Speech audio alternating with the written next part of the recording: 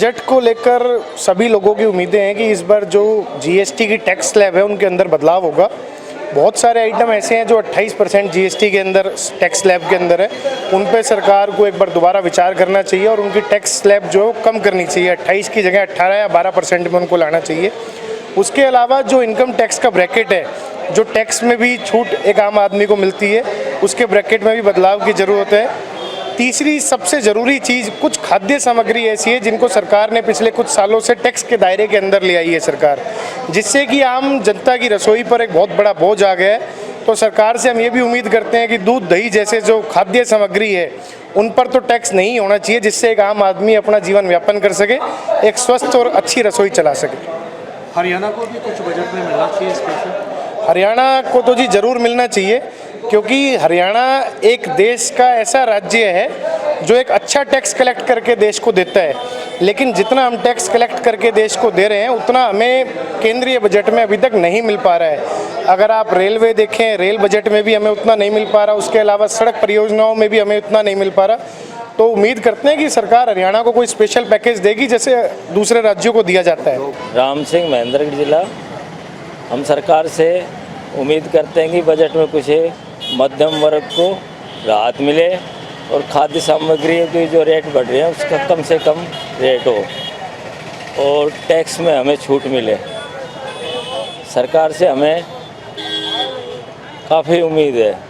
दक्षिणी हरियाणा के लिए विशेषकर उद्योग, छोटा मोटा उद्योग लगे जो मध्यम वर्ग को रोजगार मिले। हम व्यापारी होने के नाते हम एक ही चीज़ चाहते हैं, एक तो इनकम टैक्स का स्लैब बढ़ना चाहिए, टैक्स प्रणाली को सरल करना चाहिए। दूसरा, जीएसटी को भी और सरल करना चाहिए, जिससे कि व्यापारी को असुविधा ना हो। किस तरह का सरलीकरण होना चाहिए कि हम जब जीएसटी की पोर्टल पे भरते हैं तो उसमें हमें कोई दिक्कत ना आए, आसानी से भर सकें, उसको पोर्टल को और सरल करना चाहिए। खाद्य पदार्थों पर भी काफ़ी टैक्स है। हाँ, उसको भी कम करना चाहिए, खाद्य प्रकाश पे भी, और जैसे कपड़े पे, जूते पे, इन पे भी, ताकि आम पब्लिक को दिक्कत ना हो, उसको टैक्स को स्लैब को कम करना चाहिए। और किस तरह की दिक्कत आती है, क्या मांग करते हैं? कोई विशेष पैकेज हरियाणा के लिए? हरियाणा को पैकेज मिलना चाहिए जी टैक्स में, जीएसटी में भी, वैसे भी स्लैब में किसानों को भी पैकेज मिलना चाहिए ताकि किसान भाई आगे बढ़ सकें।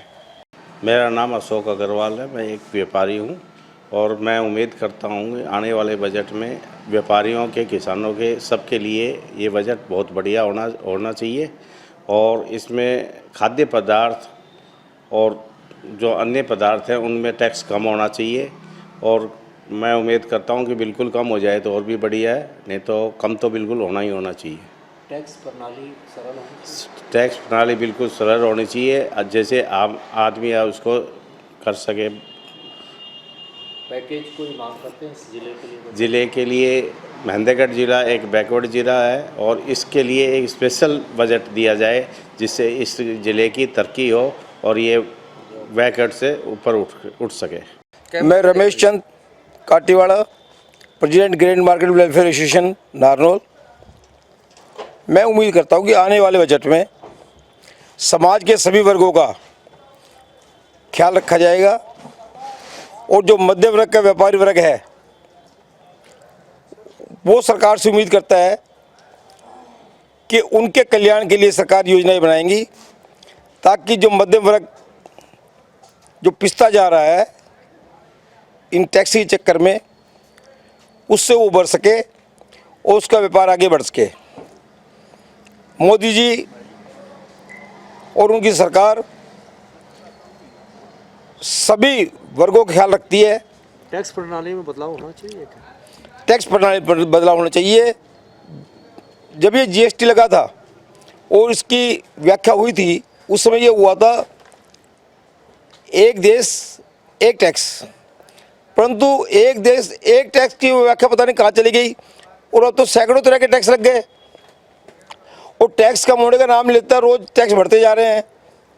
इस पर हमारी इस कल्याणकारी सरकार को ध्यान देना चाहिए।